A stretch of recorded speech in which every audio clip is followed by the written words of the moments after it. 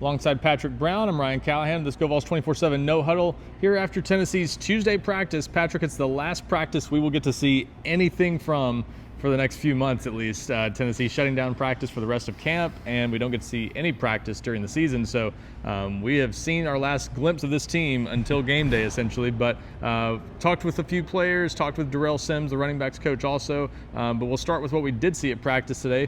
An important face back out there, Joshua Josephs, Tennessee's senior edge rusher. Yeah, he's been dealing with a nagging injury, lower body. I think it's we haven't seen him since early in camp. So he was back out there going through some drills today. That was a good sign. Tennessee needs to get healthier, and it seems like they've got some guys back on the practice field this week when you include Josephs.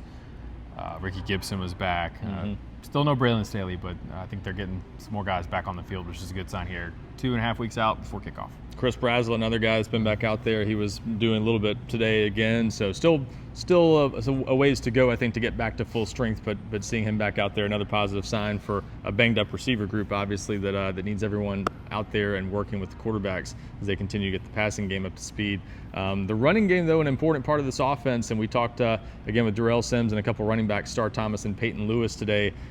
Sounds like a pretty confident group, and a group that I feel like is almost being overlooked by a lot of people nationally for sure. With Tennessee losing Dylan Sampson, I think there's a lot of people questioning if this offense is going to take a step back across the board, but even in the run game. But Tennessee's been pretty productive year after year with Josh Heupel, and this group starting to look pretty good. We heard some good things about Star Thomas and Deshaun Bishop in last week's scrimmage, and talking with those guys today and Darrell Sims, sound like they're feeling pretty good about where they are.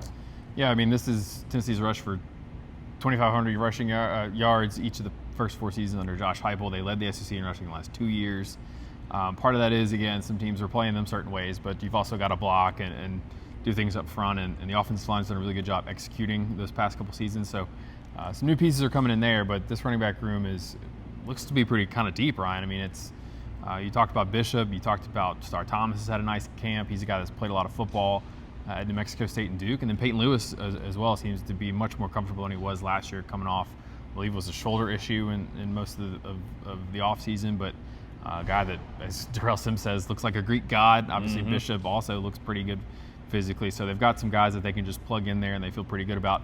Sims said that it's kind of looking like it could be a 3-man kind of rotation. He was kind of said it's still going to play out. And the thing he said about the competition is that none of these guys can really have an off day, because that's you don't want to fall behind. So we'll have to see how that continues to play out. But it seems like they might have a pretty good trio there at the top of the backfield. And yeah, that doesn't even include a freshman like DeJuan Morris that we heard a little bit about. Sims said he has to get better at pass pro, but that's a typical freshman deal. Typical freshman deal, but made it very clear, a lot of natural ability there and a pretty high ceiling for his game. So I think four running backs we feel pretty good about going into this year, and I think those top 3 you mentioned will definitely get the lion's share of the work to start the season. Also talked to the 2 guys battling for the starting center job, William Satterwhite, the redshirt freshman, and Sam Pendleton, the Notre Dame transfer.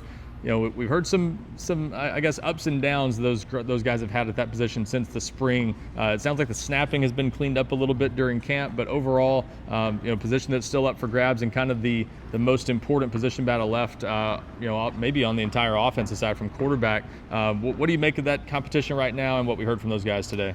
Yeah, it was interesting listening to Pendleton talk about sort of, he's been through this before, right? I mean, he was at Notre Dame as a redshirt freshman last year. Said he went from working with the 3s to winning a starting job. He was beating out some more experienced players there. So that's hard to do. I think he's leaned on some experience and just knowing that you've got to show up every day the same.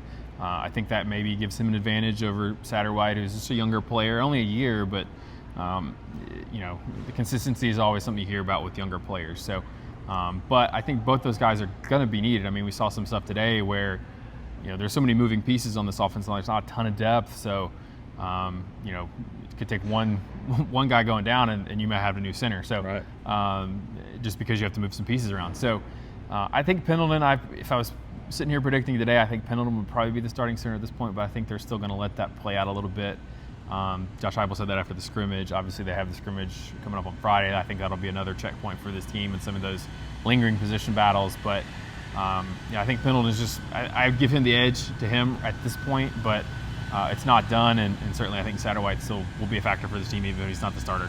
And to your point, it looks like Pendleton's one of those guys that can play center, can play guard. I'm not sure they go beyond 7 or 8 deep to start the season on the offensive line in terms of guys you would like to play in a game. So it might be a situation where if the right tackle go, or say Lance Hurd went down at left tackle, you might flip David Sanders to left tackle, Jesse Perry Domino out to effect, right tackle, and then you need maybe Pendleton at guard. So you've got some movable pieces there to where they're going to need both those guys probably at some point in some fashion or another. But interesting competition that's still ongoing. Tennessee starting to ramp up for preseason scrimmage number 2 on Friday. We got full coverage up from today's practice on the site. Some good observations from the last little glimpse of this team we'll get to see in person for a little while until Tennessee gets ready for the season opener on August 30th in Atlanta against Syracuse. He's Patrick Brown. I'm Ryan Callahan.